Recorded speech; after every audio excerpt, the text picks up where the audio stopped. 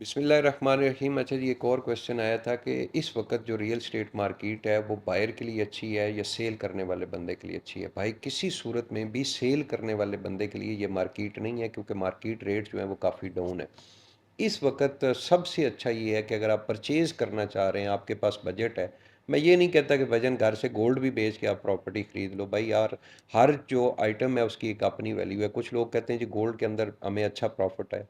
अगले दिन तो बल्कि एक बंदे ने कमेंट किया हुआ था कि यूनिलीवर जो पाकिस्तान की एक कंपनी है, उनके शेयर जो हैं वो इतने बड़े हैं पिछले 2 साल के अंदर के वो वहाँ से लोगों को करोड़ों रुपए का प्रॉफिट हुआ है। तो ये हर बंदे का अपना अपना डिपेंड करता है। आजकल लोग जो है वो क्रिप्टो में इन्वेस्टमेंट कर रहे हैं, कुछ लोग समझते हैं वो बेहतर है। तो रियल स्टेट सेक्टर के अंदर अगर आप इन्वेस्टमेंट करना चाह रहे हैं, इन्वेस्टमेंट के लिए प्लॉट लेना चाह रहे हैं या घर बनाने के लिए लेना चाह रहे हैं, तो ये इस वक्त सुनहरी टाइम है।